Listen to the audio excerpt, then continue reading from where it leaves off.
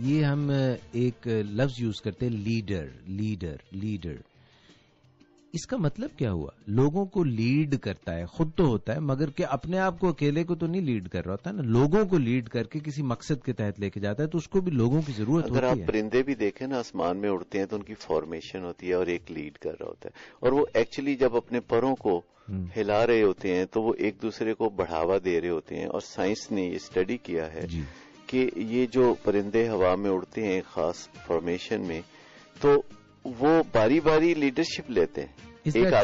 پکا ایک بالکل پکا ایک لیڈر نہیں ہوتا، وہ باری لیتے ہیں. ایک آگے آ جاتا ہے تو لیڈ کرتا ہے، پھر تھوڑی دیر کے بعد وہ پیچھے آ جاتا ہے، اس کی جگہ لینے کے لیے ایک دوسرا آ جاتا ہے آگے. تو پرندوں میں بھی یہ انسٹنکٹ ہوتا ہے اور وہ کامیابی سے اپنی پرواز کو جاری رکھتے ہیں.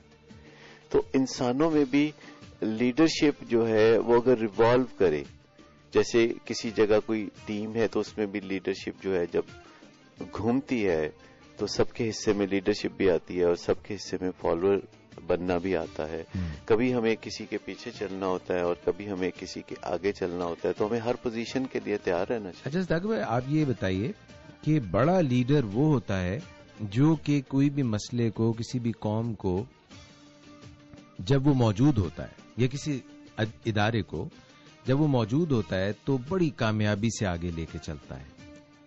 ایک یا وہ ہوتا ہے جو اگر وہ خود نہ بھی ہو، کچھ ایسی پرنسپل سینٹرڈ لیڈرشپ دے جائے کہ اگر وہ خود نہ بھی ہو تو وہ جو ایک کارڈینل پرنسپلز ہیں وہ انسٹیٹیوشنلائز ہو جائیں، ایک ادارے کا، ایک آرگنائزیشن کا حصہ بن جائیں، کہ پھر بھی وہ گریٹنس کی جانب، وہ ترقی کی جانب قائم و دائم رہیں. تو یہ جو پرسنل لیڈرشپ ہے یا جو اس کو ٹرانسفارم کر دینا یا دوسروں میں اس کو متحرک کر دینا، کون سی بڑی لیڈرشپ ہے؟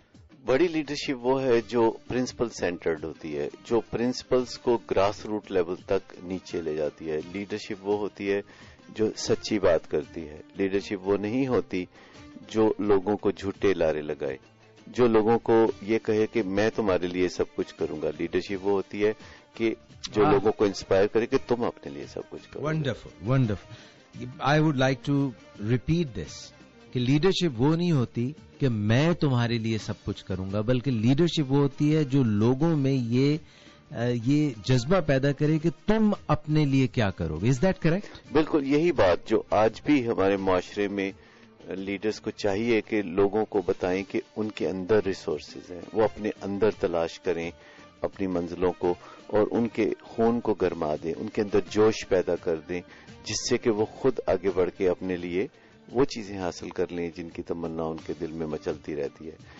یہ جو ہم بات کر رہے تھے ول پاور اور اسکل پاور کی، اس کی ایک تو سورس خالص ذاتی ہے، پرسنل سورس ہے، جس کے تحت ہم اپنی اسکل پاور اور ول پاور کو ذاتی طور پر بڑھاتے ہیں. پھر ہم دوسرے انسانوں کی بات کرتے ہیں جن کو دیکھ کر ہمارا شوق بڑھتا ہے اور جن سے درخواست کر کے ہمیں مدد ملتی ہے. یہ کون ہے؟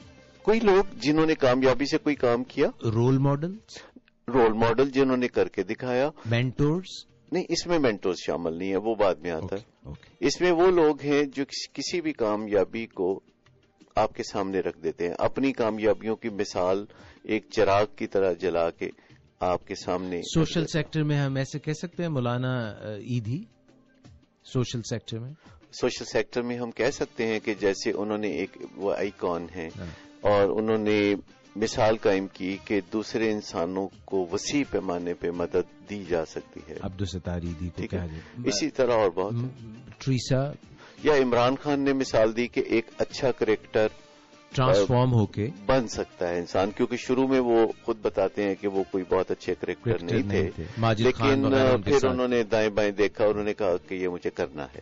مے بی وہ جو کزنس تھے ان کو انہوں نے واچ کیا and then he put that into ہم اور وہ بن گئے. انہوں نے اس پہ نظر گاڑ لی کہ یہ مجھے کرنا ہے، اور اس کے بعد انہوں نے دوسرے کریکٹرز پہ نظر ڈالی اور ان کے اوصاف کو دیکھا.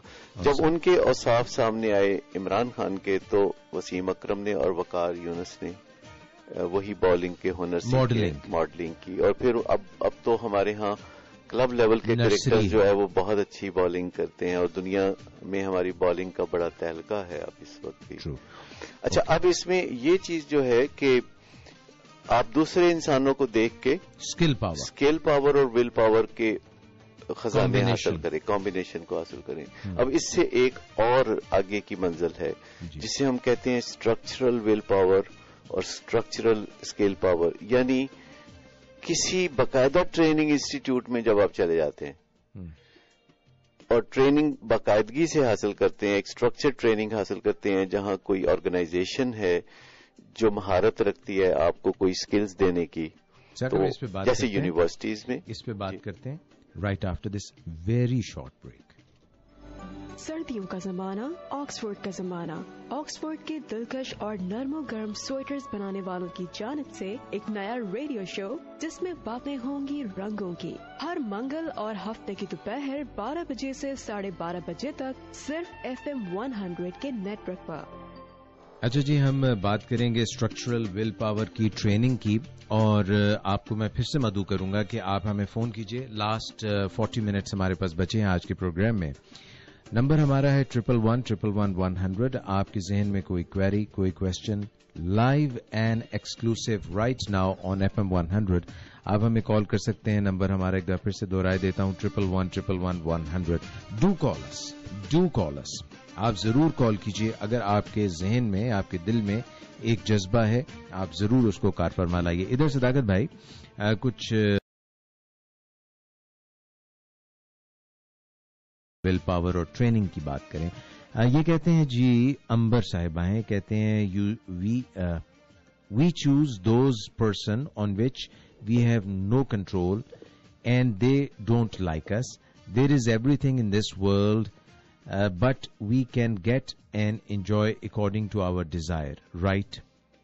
بالکل سیدھی بات, بالکل صحیح بات ہے جی امبر جی, دیٹس کریکٹ. گو آن. فرح کہتی ہیں سر میں جہاں شادی کرنا چاہتی ہوں وہاں گھر والے نہیں مان رہے, تو کیا میں اس سے بے بسی سمجھوں؟ نہیں, بے بسی کی ضرورت نہیں. بہت سے لوگ جہاں شادی کرنا چاہتے ہیں ان کی وہاں ہو جاتی ہے, تو انہیں ان لوگوں سے بھی کچھ نہ کچھ ٹپس مل سکتے ہیں کہ اپنی مرضی کی جگہ شادی کرنے کے لیے کیا آسان طریقے ہیں جو دوسرے لوگوں نے آزمائے, اور اگر وہ انہوں نے کامیابی حاصل کی ایسا کر کے, تو ان کو چاہیے کہ ایسے کچھ لوگوں سے رجوع کریں جنہوں نے کامیابی سے یہ کیا. لیکن عموماً میں لڑکیوں کے حوالے سے بات کرتا ہوں کہ یہ آپ کی پرسنل, اب اس میں ایک ٹپ ہے جو میں اکثر لڑکیوں کو دیا کرتا ہوں, وہ یہ دیا کرتا ہوں کہ ہمارے ہاں چونکہ لڑکیوں کے حوالے سے کلچرل مسائل ہیں اور لڑکیوں کی بات عام طور پر نہیں مانی جاتی, اور انہیں یہی تیار کیا جاتا ہے کہ تم نے ہمیشہ بات ماننی ہے, گھر میں بھی ماننی ہے, اور چونکہ تم پرایا دھن ہو اور آگے تم سسرال جاؤ گے تو وہاں بھی تمہیں بات ماننی ہوگی, تو تم ابھی سے تیاری کر لو. ہاں جی, ہاں جی, یہ بالکل ہے بینٹ آف مائنڈ, ایک پیسو ایٹیچیوڈ یہ آپ صحیح کہہ رہے ہیں. اچھا, اب اسی کے اندر رہتے ہوئے میں ایک ٹپ دیا کرتا ہوں کہ دیکھیں, آپ یہ نظریہ بنا لیں کہ 80% باتیں جو ہیں آپ نے دوسروں کی ماننی ہے, یعنی ماں باپ کی, بہن بھائیوں کی, اپنے گھرانے کی 80% باتیں آپ نے ماننی ہے.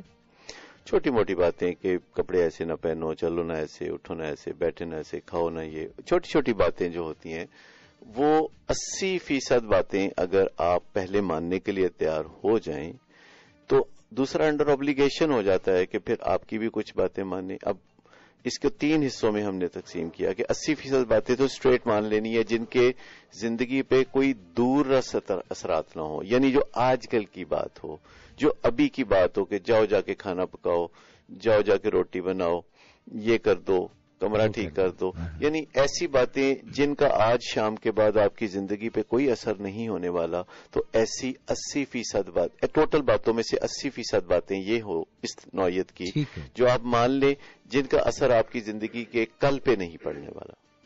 اچھا, پھر 16% ایسی باتیں بھی آپ مان لیں جن کے لیے آپ کو کچھ اگلے چند دن بھی انہی چیزوں کے زیر اثر رہنا ہوگا, یعنی ایسی باتیں جن کا اثر اگلے 2-3 مہینے میں ہونے والا ہے, وہ 16% باتیں بھی آپ گھر والوں 96% منوا دی.